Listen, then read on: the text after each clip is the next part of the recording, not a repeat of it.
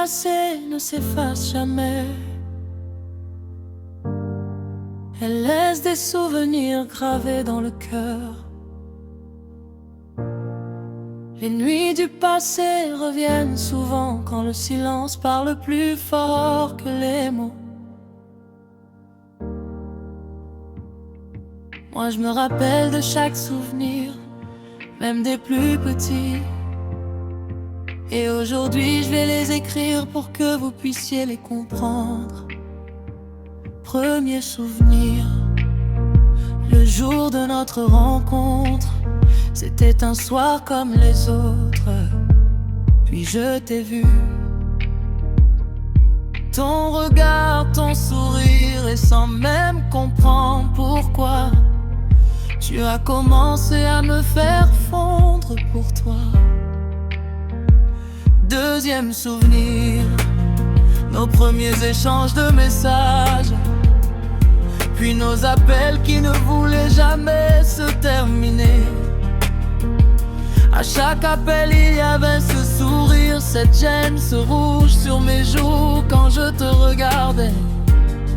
Même mon regard me trahissait à chaque fois.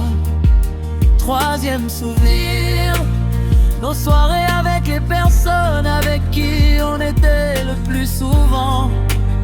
Ces moments simples mais qui resteront gravés pour toujours.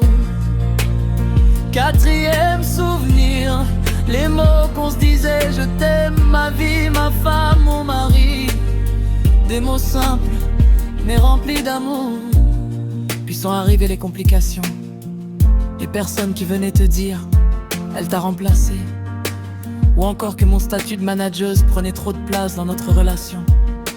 Et toutes ces paroles, vraies ou fausses, ont fini par nous éloigner. Tu as décidé de tout arrêter. Puis tu as refait ta vie avec une autre personne parce qu'elle était plus proche de toi.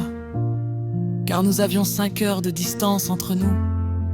Pendant ton absence, moi aussi, j'ai essayé de refaire ma vie, mais je n'y suis jamais arrivé. Parce que c'est là que j'ai compris une chose, c'était toi que je voulais vraiment. Tu avais pris une place dans ma vie plus importante que je ne l'aurais imaginé. L'amour que je ressentais pour toi ressemblait à un premier amour. Mais je pouvais plus te le dire, parce que je n'avais plus de nouvelles de toi. Je n'avais plus rien. Même mon rôle de manageuse n'avait plus de sens sans toi. Je voulais tout arrêter, tout stopper, parce que tu faisais partie de mon équipe et je me voyais pas avancer sans toi à mes côtés. Alors oui, je vous avais tous écrit un message pour dire que j'arrêtais tout, que je quittais l'équipe pour raisons personnelles. Mais au fond, la vraie raison, c'était toi, parce que tu n'étais plus là. Puis un jour, tu es revenu.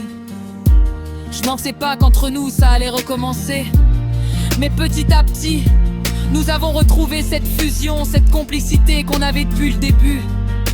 Et puis tu m'as dit, je vais bientôt venir. Tu as pris le train et tu es arrivé à 13h13 à la gare. Et là, je t'avais enfin en face de moi. Je pouvais te toucher, te sentir près de moi, et enfin poser mes lèvres sur les tiennes. Tout avait recommencé. Mais encore une fois, des personnes ont essayé de nous séparer, en racontant des choses vraies, mais surtout beaucoup de choses fausses. Aujourd'hui encore, nous sommes séparés. Et je le vis mal. J'en pleure. Je dors presque plus. Alors à la place, j'écris des musiques. Parce que sans toi, rien n'est facile. Pendant un moment, nous étions en train de nous détruire avec des paroles blessantes. Des mots auxquels moi-même je ne pensais pas. Je souffre de ton absence. Comment pourrais-je penser à t'oublier alors que c'est impossible? Parce que c'est toi que je veux, maintenant et dans le futur. Si je devais retourner dans le passé, ce serait encore toi que je choisirais. Et peu importe où je serai dans ce monde, ce sera toujours toi. Parce que tu es l'homme que je veux. Tu es mon mari, même sans mariage. Mon plus grand souhait serait de porter ton nom de famille et de rester soudés comme un vrai couple. Sache une chose, mon copilote, tu es l'amour de ma vie et tu resteras à tout jamais mon copilote. mon mari. Je t'aime.